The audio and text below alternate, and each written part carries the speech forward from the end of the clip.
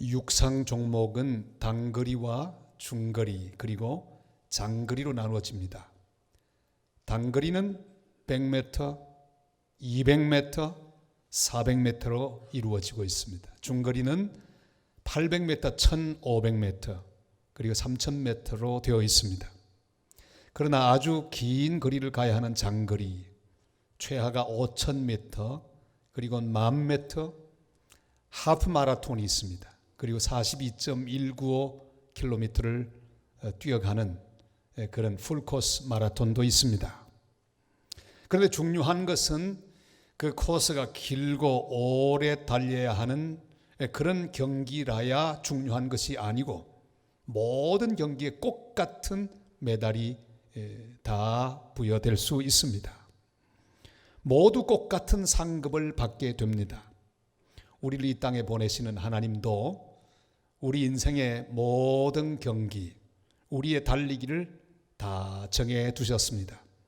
어떤 사람에게는 단거리 인생을 살게 하시고 혹은 중거리 인생을 살게 하는 경우도 있고 오래오래 사는 장거리 경기를 할 수 있도록 우리를 이끄는 경우도 있습니다.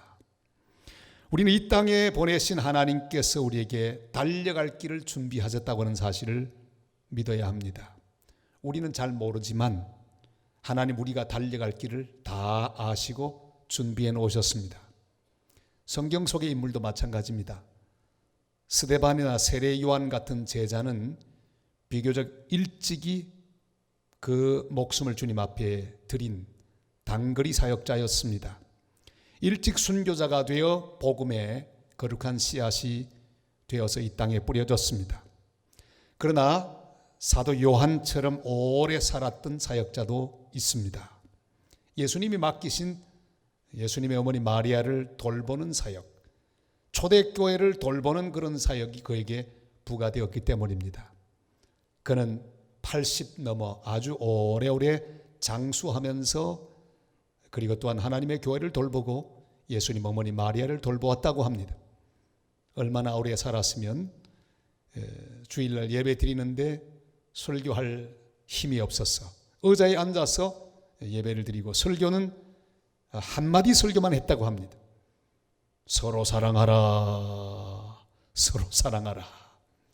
근데 그 설교만 듣고도 온 성도들이 그렇게 은혜를 받았다고 합니다. 그러나 예수님이 맡기신 귀한 사역은 각자 다릅니다. 바울 같은 이는 그리 하나님의 은혜 가운데 그 사역들을 잘 감당할 수 있었습니다. AD 4년경에 출생을 합니다. 그리고 31살 정도가 된 AD 35년에 예수님을 다메섹 도상에서 만났습니다. 그리고 주후 68년경 그의 나이 64세 정도에 그런 로마에서 순교의 귀한 열매가 되었습니다. 그러니까 그는 약 33년 정도 주님을 따라서 달려갈 길을 달렸습니다. 오늘의 말씀은 거의 그의 인생 종반기에 뒤를 돌아보면서 그리고 앞으로 얼마 남지 않은 달려갈 길을 보면서 그의 영적인 아들 디모데에게 부탁한 말씀입니다. 바울이 고백한 달려갈 길, 그 길은 또한 우리의 달려갈 길과도 동일합니다. 오늘 우리의 달려갈 길을 묵상하면서 다시 새롭게 주님의 길을 달려가는 각오가 새로워지는 복된 시간이 되시기를 바랍니다. 우리 인생은 어떤 종류의 달리기입니까? 우리 인생은 빨리 달리는 경기도 아닙니다. 오래 달리기 경주도 아닙니다. 돈 많이 벌기 경기도 아닙니다. 높은 자리까지 올라가는 명예를 쟁취하는 그런 경주도 아닙니다. 오늘 성경은 분명히 말씀하고 있죠. 우리의 달려갈 길은 바로 말씀을 전파하는 그런 경주입니다. 2절이 말씀합니다. 다 같이 읽습니다.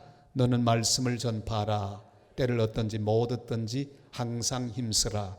범사의 오래 참음과 가르침으로 경책하며 경계하며 권하라. 아멘. 예수님이 사마리아 수가성 우물가에서 사마리아 여자를 만납니다. 남편 5 있던 가련한 그 여인을 만납니다. 그리고 그에게 생명의 말씀을 전하고 계십니다. 이렇게 말씀을 전하고 복음을 전하는 가운데 제자들은 마을로 내려갔습니다. 그리고 음식을 구하기 위해서 동분서주합니다. 그들은 자기들의 가장 중요한 일을 음식 구하는 일로 그렇게 생각하고 있었습니다. 열심히 음식을 구하여 예수님에게 그 음식을 갖다 드렸습니다. 그러나 주님은 말씀합니다. 내게는 너희가 알지 못하는 양식이 있도다. 주님의 가장 중요한 목표는 음식이 아니었습니다. 바로 말씀을 전하는 일이었습니다.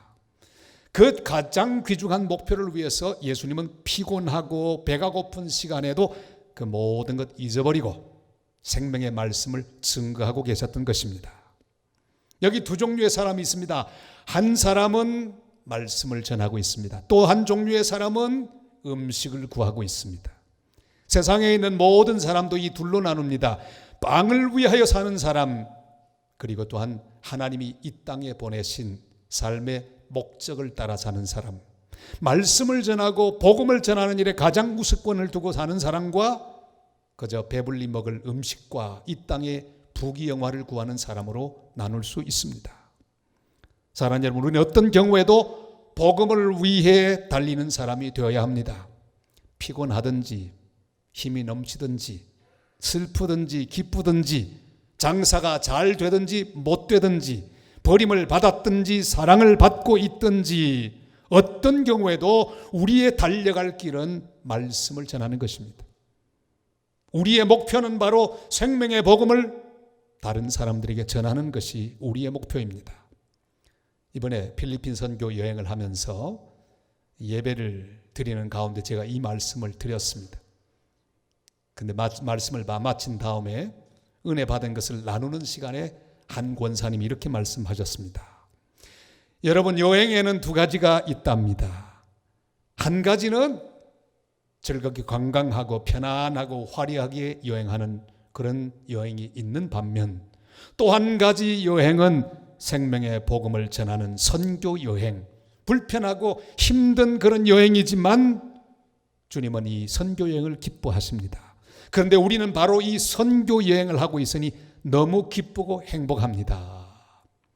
이 말을 듣는데 제 마음속에 은혜가 충만했습니다. 그렇습니다. 우리 인생은 관광하는 여행이 아닙니다. 이곳저곳을 기웃기웃 구경하면서 맛있는 음식을 먹고 즐기는 관광여행 인생이 아닙니다. 우리 인생은 선교여행입니다. 태어날 때부터 하나님은 우리에게 목표를 주셨습니다.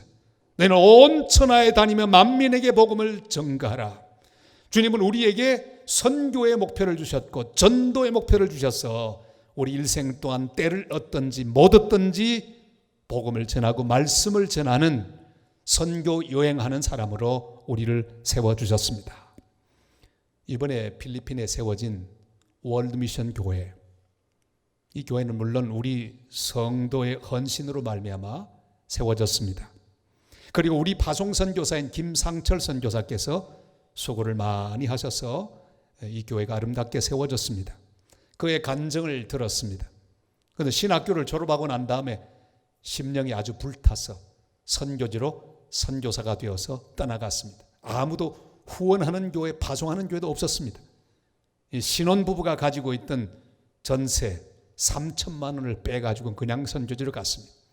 그리고 꽃감 빼먹듯이 선교비로 그 모든 돈을 야금야금 매달마다 사용하며 열심히 복음을 전했습니다.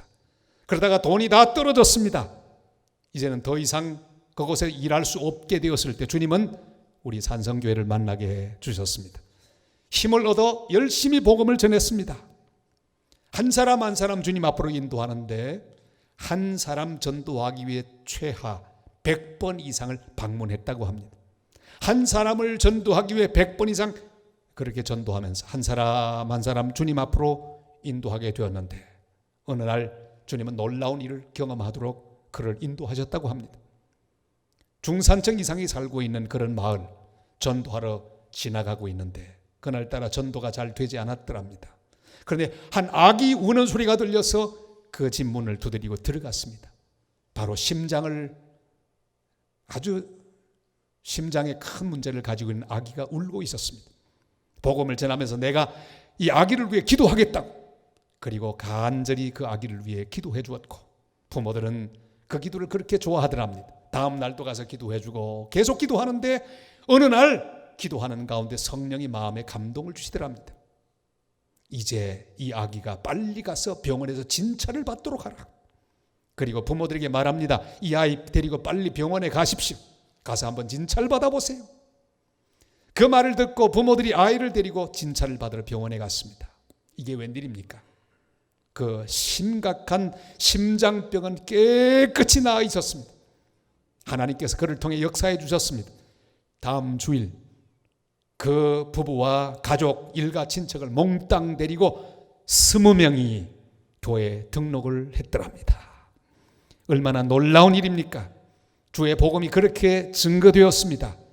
그렇게 교회가 발전하고 있었지만 세를 얻어 교회를 하고 있었는데, 이번에 하나님의 은혜로 아름다운 교회를 건축하고 그들은 새롭게 세워진 하나님의 집에서 참으로 놀라운 영광을 돌리며 예배하고 기뻐하는 그런 거룩한 공동체가 된 모습을 보며 주님 앞에 영광을 돌릴 수가 있었습니다. 우리는 말씀을 전파해야 합니다. 어떤 경우에도 말씀을 전해야 합니다. 우리의 상황이 어떠해도 달려갈 길을 달려가야 합니다. 주님이 가라고 하는 그 길을 가며 어떤 경우에도 생명의 말씀을 증거하는 복된 전도자들이 다 되시기를 바랍니다. 11월 13일 이제 2주 앞으로 다가왔는데 그날을 정해놓고 우리는 지금 열심히 전도하고 있습니다. 그날만 전도하는 게 아닙니다. 우리 1년 동안 살아가는 모든 삶의 여정 가운데 우리가 할 일은 복음을 전하는 일입니다. 학교에 가서 공부할 때도 역시 복음을 전하는 기회로 삼고, 내가 하는 모든 사업을 통해서도 우리는 생명의 복음을 증거하는 기회를 찾아야 합니다. 그러나 나를 이렇게 특별히 정해놓고 우리는 집중적으로 생명들을 주님 앞으로 인도하기를 원합니다. 아무리 힘들고 어려워도 계속해서 복음을 전해야 합니다.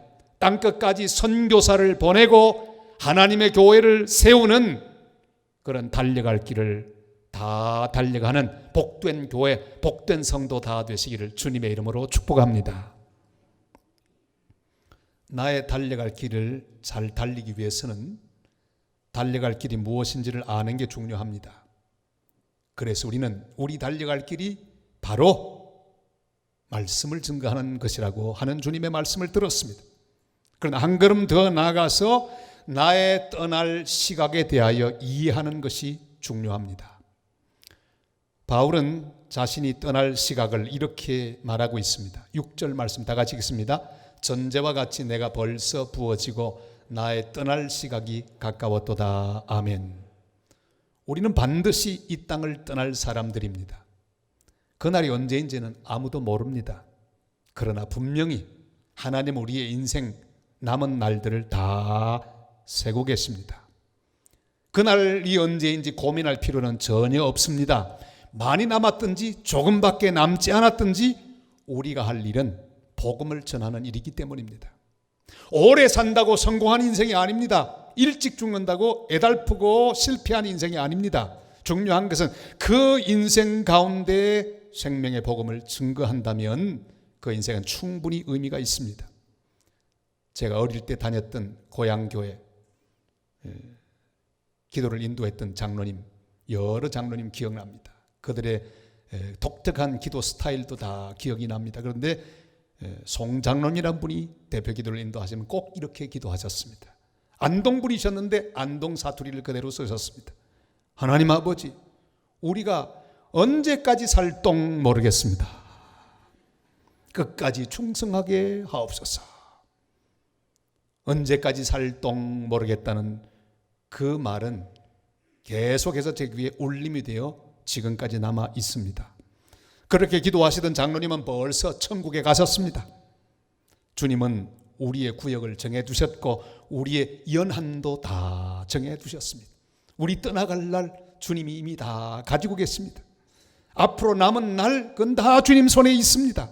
그러나 기억할 사실이 있습니다. 내가 생각하는 것보다 훨씬 귀하고 아름다운 인생이 내게 남아있다는 사실입니다.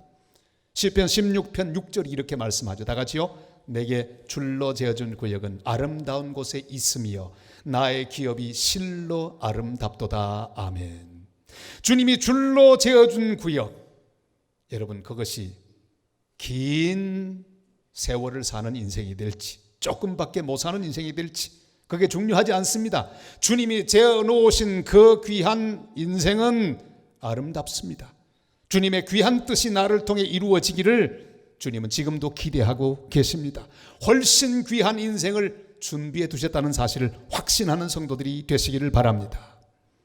이번에도 우리는 그것을 목격했습니다. 우리 교회 성도가 준비한 건축 헌금, 그걸 가지고 1층 단층으로 된 교회를 건축하려고 준비했습니다. 빨리 끝날 수 있습니다. 그런데 자일피일 완공이 늦어집니다.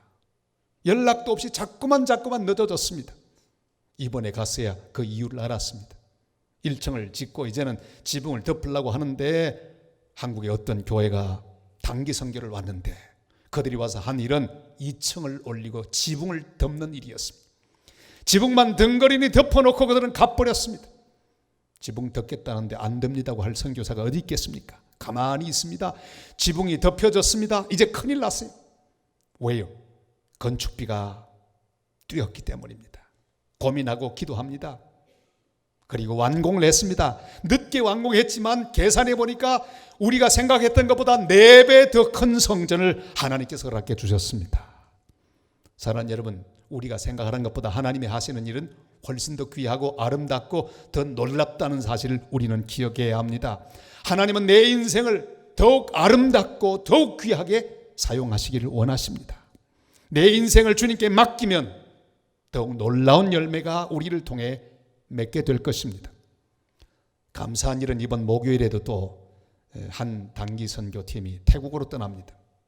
놀라운 것은 우리 교회 실버 예배부, 그러니까 자녀들에게서 용돈을 받아서 그렇게 생활하시는 어르신들이 그들의 돈을 한 푼 두 푼 모아서 세우는 교회입니다. 저는 선교에 대한 여러 책도 읽었습니다. 여러 이야기도 들었습니다. 그런데 노인들이 함께 모여서 헌금해서 선교제 교회 세웠다는 이야기는 찾아보지를 못했습니다. 이것은 세계 선교학회 보고할 만한 놀라운 간증거리가 될 것이라는 생각을 저는 합니다. 이런 일은 하나님이 준비하신 일입니다. 여러분, 나의 떠날 시각은 주님만 아십니다. 많이 남았든지 조금 남았든지 그게 중요하지 않습니다. 그 시간을 온전히 주님께 드리기만 한다면 더욱 놀라운 계획을 우리를 통해 이루어 주실 것입니다. 나의 떠날 시각은 오직 주님만 아십니다. 아프다고 빨리 가는 게 아닙니다. 우리 하나님이 정한 시간에 우리는 이 인생을 다 마무리하고 떠나게 될 것입니다. 한국교회가 존경하는 한경직 목사님, 그는 97살에 돌아가셨습니다. 보통 일이 아닙니다. 그는 이미 20대 때 폐를 앓았습니다. 폐 한쪽을 수술하여 잘라낸 아주 병약한 목사님이십니다. 건강이 좋지 않았습니다. 저도 여러 번 만나 배웠습니다만 곧 쓰러질 것 같은 어르신이었습니다. 추모 예배를 드리는데 곽선희 목사님께서 설교를 하셨습니다. 첫 설교를 이렇게 하셨습니다. 이북 사투리로 그렇게 설교하시네요. 얼마나 구수한지요.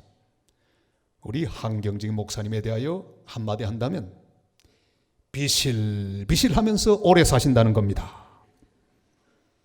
모인 사람들이 다 빵 하고 웃음이 터졌습니다. 강대상에 올라가기 전까지 돌아가실 것처럼 넘어질 것 같은 약한 모습이었는데 올라만 서시면 늘 불을 토하는 설교를 하셨습니다. 모두들 빨리 돌아가실 것이라고 예상했지만 그는 오랫동안 장수의 복을 누리시면서 말씀과 기도 속에 참으로 놀라운 교훈을 많이 남기고 주님께 가셨습니다.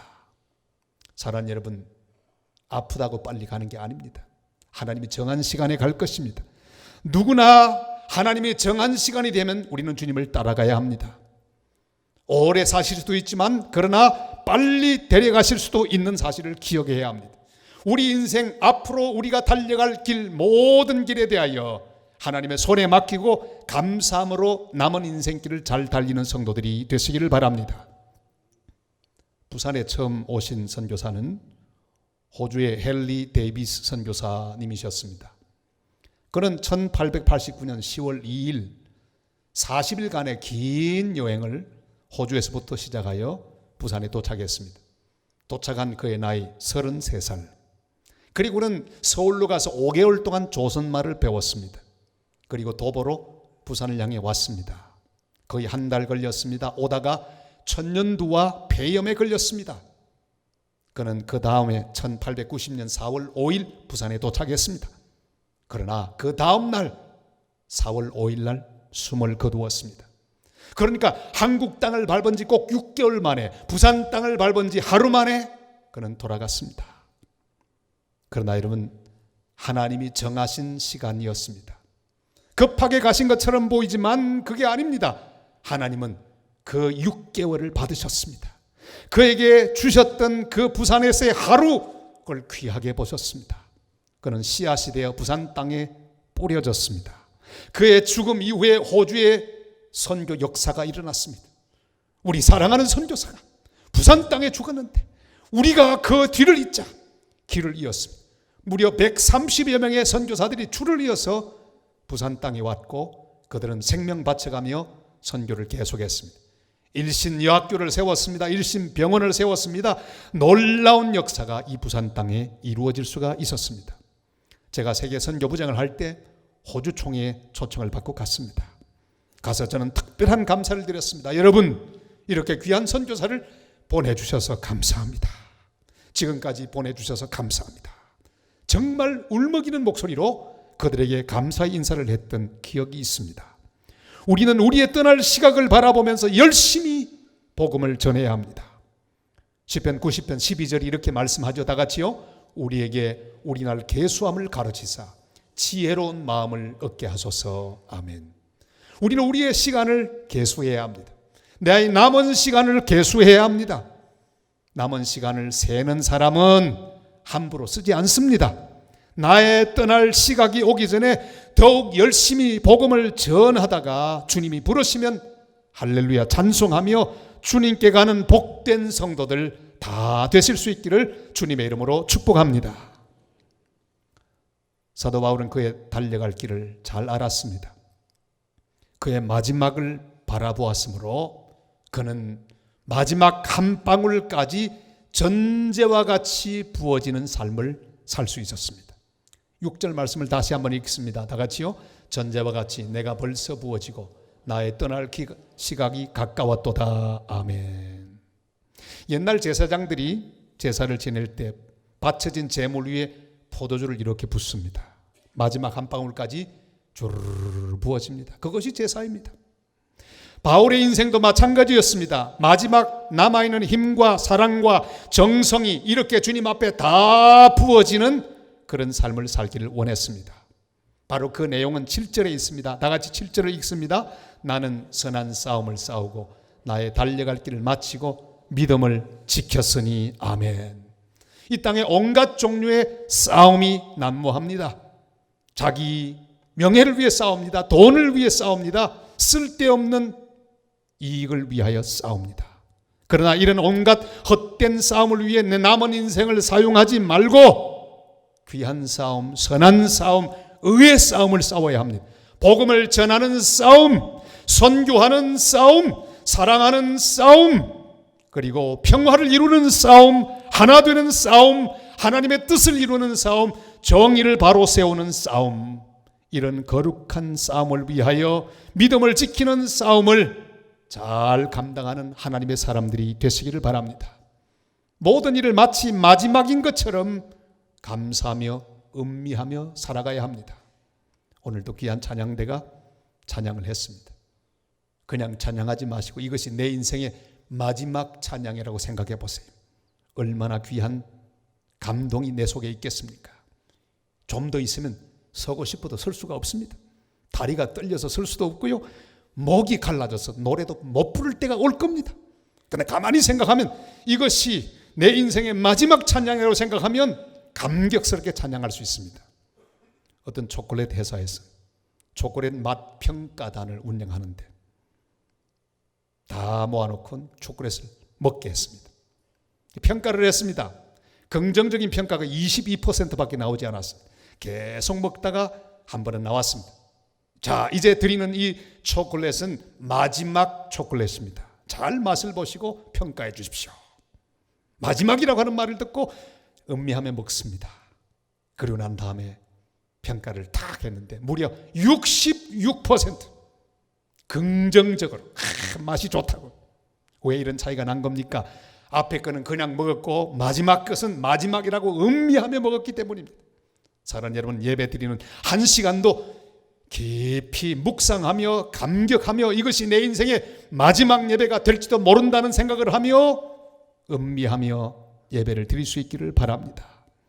사랑하는 여러분, 주님 제단의 마지막으로 뿌려지는 포도주처럼 그렇게 우리의 하루하루를 주님 앞에 부어드리며 사는 삶을 사는 그런 귀한 달려갈 길 다 가는 하나님의 백성들이 되시기를 바랍니다.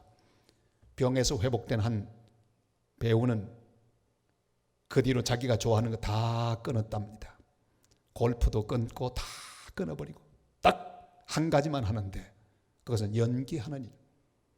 자기 배우로서의 가장 중요한 것은 연기하는 일이기에 연기하는데 방해가 되는 담배도 끊어버리고 다 끊어버리고 오직 남아있는 힘을 연기를 위하여 다 바치다가 가장 좋은 연기를 하고 그리고 죽겠다고 그렇게 말한 인터뷰를 저는 듣고 감동을 받았습니다. 그렇습니다. 우리 그리스도인은 오직 말씀을 전하는 일에만 집중해야 합니다. 주님 앞에 서면 다른 건 주님이 묻지 않을 것이기 때문입니다. 오직 말씀을 잘 전하고 전도하고 선교했는가, 몇 명이나 구원했는가, 주님은 그것을 우리에게 물으실 것입니다. 주님이 주신 말씀을 기억하십시다. 5절 말씀 다 같이 읽습니다. 그러나 너는 모든 일에 신중하여 고난을 받으며 전도자의 일을 하며 내 직무를 다하라. 아멘. 우리는 고난을 받으며 어떤 일이 있더라도 말씀을 증거하는 전도자의 삶을 살아야 합니다. 이런 삶을 위하여 주님이 준비하신 거룩한 상급이 있습니다. 8절 말씀 다 같이 읽습니다. 이제후로는 나를 위하여 의의 면류관이 예배되었으므로 주 곧 의로우신 재판장이 그날에 내게 주실 것이며 내게만 아니라 주의 나타나심을 사모하는 모든 자에게 도니라. 아멘. 필리핀 선교 여행의 마지막 날 우리 김상철 선교사님 우리를 한 곳으로 데려갔습니다. 갔더니 세상에 우리를 묘지로 데려가는 거예요. 바로 이은태라고 하는 선교사님의 묘지였습니다. 그는 32살에 갓 결혼해서 아내와 함께 필리핀의 선교사로 왔습니다. 도착하자마자 그들이 한 결심이 있었습니다. 우리 10년 동안은 아기를 가지지 말고 열심히 먼저 복음 전하자. 선교만 집중하며 열심히 일을 했습니다. 드디어 1년째 되던 날이었습니다. 그날 새벽에도 일찍 일어나서 예배를 드리고 주님의 얼굴 뵙기를 원한다는 찬송을 반복해서 부르고 주 얼굴 배울 때 얼마나 좋을까 그 찬송을 반복적으로 부르고 나갔는데 지푼이 사고를 당하고 그만 생명을 잃게 되었습니다. 선교팀은 절망에 빠집니다. 이제는 우리의 리더가 사라졌으니 선교 더 못하겠구나. 집에 돌아가자. 집으로 다 돌아가려고 철수 준비를 합니다. 밤에 잠을 자는데 사모님이 밤에 목사님의 꿈을 꿨답니다. 꿈속에 나타나셨대요. 그리고 하는 말이 이제 당신 차례야. 뛰어. 사모님은 벌떡 잠에서 깨고 내가 가서는 안 되겠다. 그리고는 그때 이후로 다 모든 사람들이 함께 모여서 계속해서 복음을 전하는 놀라운 경주를 계속 이어나갔다고 합니다. 지금까지 그렇게 복음을 전하면서 전국에 34개 교회를 개척하고 하나님의 집을 세울 수가 있었다고 합니다. 우리가 파송한 김상철 선교사도 필리핀에 와서 그 묘지 앞에서 기도를 했는데 떠나고 싶은 생각이 있었더랍니다.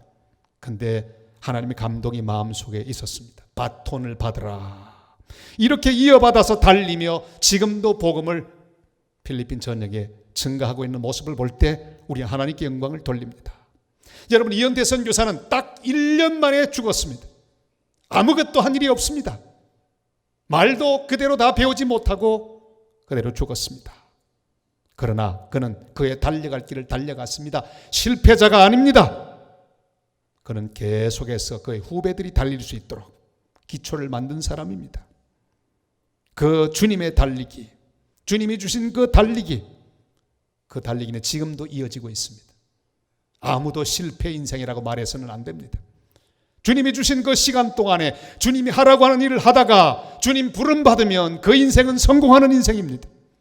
우리도 이 위대한 경주에 참여하여 복음을 전하고 교회를 세우고 땅끝까지 생명의 소식을 증거하는 거룩한 하나님의 사람들이 됐을 수 있기를 바랍니다. 사랑하는 성도 여러분, 주님은 이 복음을 전하는 영광스러운 달리기에 우리를 불러주셨습니다. 돈 많이 버는 달리기가 아닙니다. 출세하는 달리기가 아닙니다. 권력을 쥐기 위한 달리기가 아닙니다. 빨리 가고 멀리 가기 달리기가 아닙니다. 우리의 모든 것을 다 말씀 전하는 일에 사용하기 위하여 우리를 초대해 주셨고 우리는 그 달리기를 하고 있습니다. 주님이 내게 주신 모든 것, 내 힘과 내 지혜와 물질, 재능 모든 것을 기울여 전제처럼 주님의 제단에 부어져서 수많은 사람을 살리고 주님의 교회를 땅끝까지 세우는 복된 성도, 복된 교회 되시기를 주님의 이름으로 축복합니다.